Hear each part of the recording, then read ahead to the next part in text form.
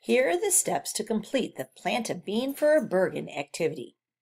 Press the pause button after hearing each step and complete it before pressing the play button to resume the video instructions. Step 1. Go to Drawer 2 and choose a color for your greenhouse.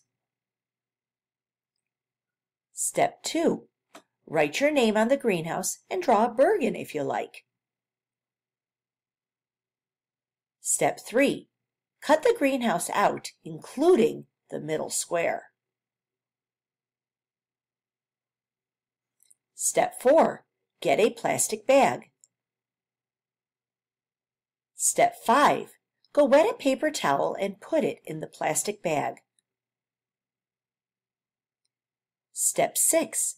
Place 2 lima beans in the bag. Step 7. Seal the bag. Step 8.